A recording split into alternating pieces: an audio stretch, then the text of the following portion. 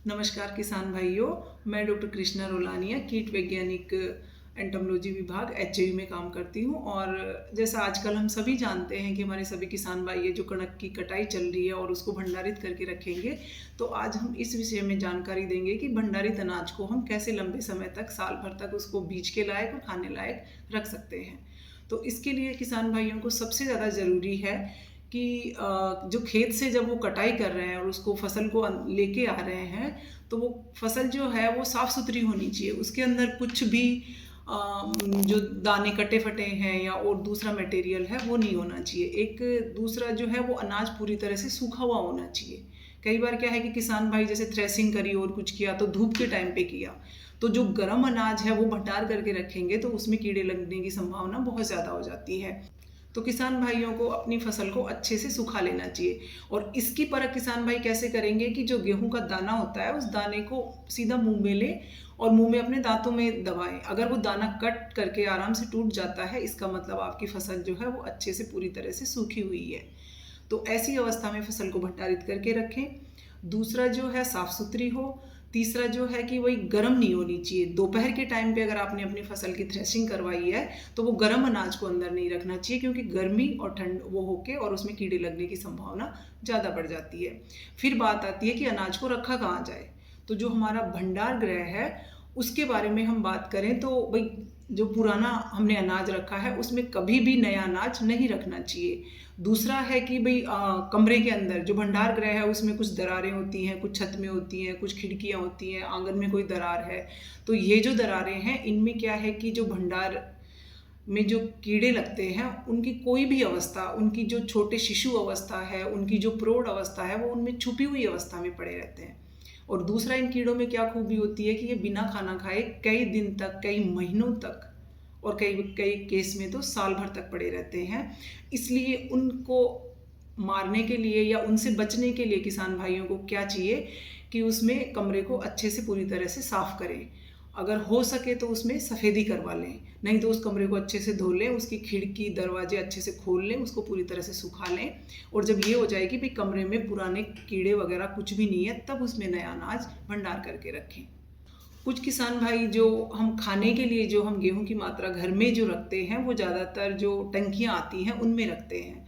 तो उन टंकियों को क्या करें किसान भाई कि पुराना अनाज बाहर निकाल लें और उन टंकियों को पानी से, सर्फ से अच्छे से धो लें। धो के, और आजकल बहुत अच्छी धूप हो रही है, उस धूप के अंदर 3-4 दिन तक उसको बहुत अच्छे से सुखा लें, क्योंकि उसमें भी जो दरारें होती हैं उनके अंदर कीड़ों की छोटी छोटी अवस्थाएं जो हैं उसमें छुपी हुई रहती हैं।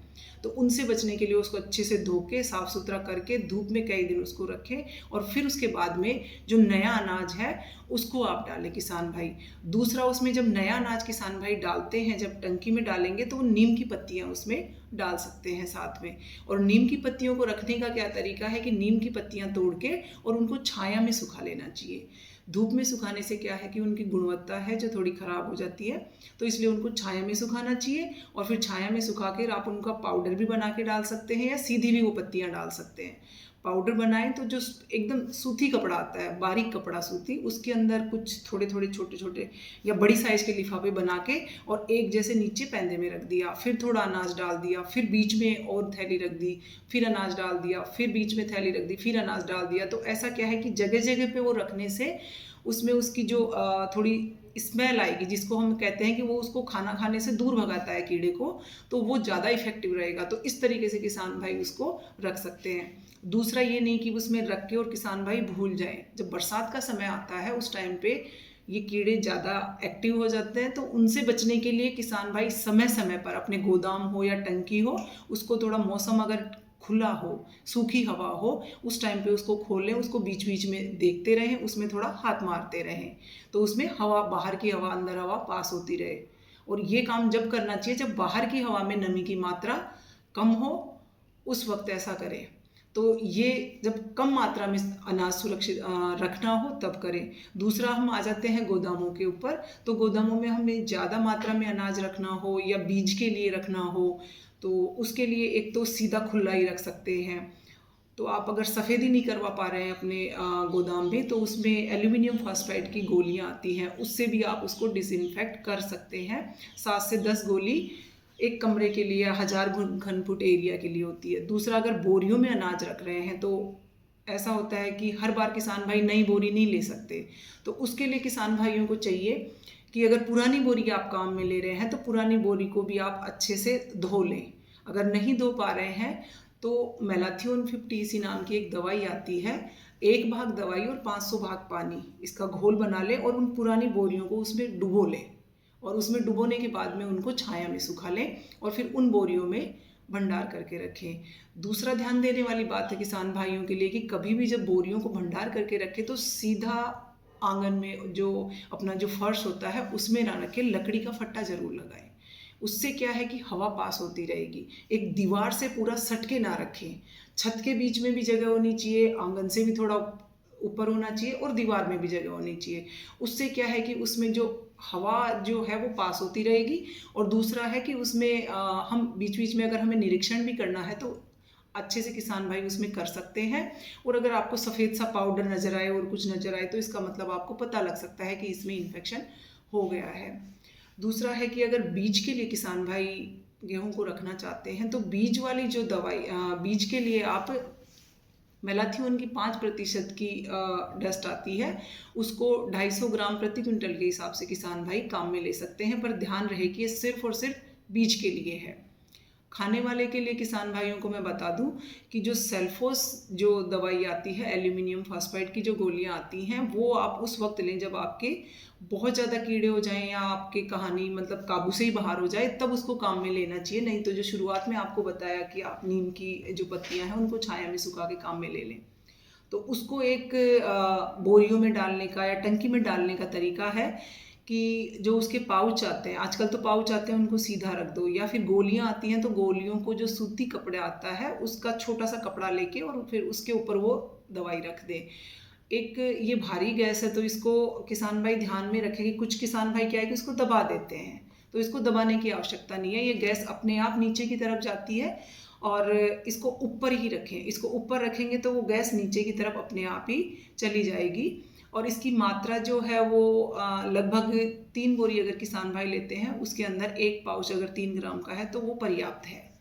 दूसरा इसके लिए बहुत ज़रूरी है, जब भी इस गैस का किसान भाई ये गोलियां अगर अपने अनाज में डालते हैं तो आपका वो जो कमरा है वो एयर टाइट होना चाहिए, उसमें हवा बिल्कुल भी नहीं आनी चाहिए। हवा की मात्रा अगर उसमें आ गई तो आपका ये जो गैस है वो इतनी ज़्यादा प्रभावकारी नहीं रहेगी। अगर आप खुले में भी कर रहे हैं, कमरे में भी कर रहे हैं, तो कैसे भी करके खिड़कियों के हैं जो लेप लगा दें, दरवाजे खिड़कियों के मिट्टी का लेप लगा दें। टंकी में कर रहे हैं तो टंकी में भी यूँ नहीं कि भाई उसको बंद कर दिया ढक्कन को, उससे हवा पास होती रहती है। उसके आप किसी चीज़ का लेप लगाएं या टेप चिपका दें उसकी जो किनारियाँ हैं, जितना एयर टाइट होगा उतना ही वो प्रभावशाली होगा। उसके अलावा जब भी फिर आप जो ये ट्रीटमेंट दे दें अगर अपने अनाज में, तो उसके बाद में ध्यान रखने वाली बात है कि दरवाज़ा खोलते ही उसके अंदर ना जाएं।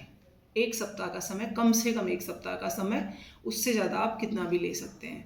तो खोलते ही कभी भी अंदर नहीं जाएं, बच्चों को कभी साथ नहीं लेके जाएं और फिर पहले एक बार खोल दें, फिर उसके अंदर जाएं कमरे के अंदर और फिर आप उनको थोड़ा सा हवा पास होने दें उसके अंदर धीरे धीरे। तो इस तरह से एल्यूमिनियम फॉस्फाइड का इलाज कर सकते हैं। तो ये मोटी मोटी कुछ बातें हैं जो किसान भाइयों को ध्यान में रखें। किसान भाइयों को मैं एक बात और बताना चाहूँगी कि जब भी आपने खाने वाली टंकी में अगर सेल्फोस की गोलियाँ डाली हैं या उसके पाउच डाले हैं, तो उसको कई बार हम देखते हैं तो उसमें थोड़ी सी अलग सी एक स्मेल सी आती है।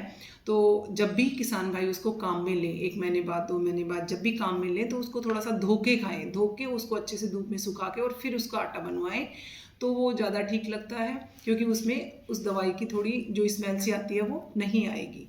तो इन सब सुझावों को अपना के किसान भाई अपने अनाज को साल भर तक सुरक्षित रख सकते हैं। और इसके अलावा एचएयू के वैज्ञानिक हमेशा ही किसानों की सेवा में तत्पर रहते हैं। उनकी कोई भी समस्या हो, किसी भी अनाज के रिगार्डिंग हो या फसलों के रिगार्डिंग हो, कोई भी समस्या हो, उसके लिए एचएयू में 4 नंबर गेट पे किसान सेवा केंद्र खोला गया है। वहाँ पे कोई भी किसान भाई कभी भी आ सकता है। उसके अलावा वहाँ पे एक टोल फ्री नंबर है जो सोमवार, बुधवार और शुक्रवार को 10 से 12 बजे तक किसान भाई कभी भी अपनी कोई भी समस्या हो वो पूछ सकते हैं। उसका नंबर है 1800 180 3001। तो वहाँ पे किसान भाई अपनी कोई भी समस्या पूछ सकते हैं। और इसके अलावा अनाज में कीड़ों से संबंधित और किसी के रिगार्डिंग भी कोई समस्या हो तो किसान भाई आएँ और कभी भी अपनी समस्या के बारे में पूछें, हम उनकी सेवा में हमेशा हाजिर हैं।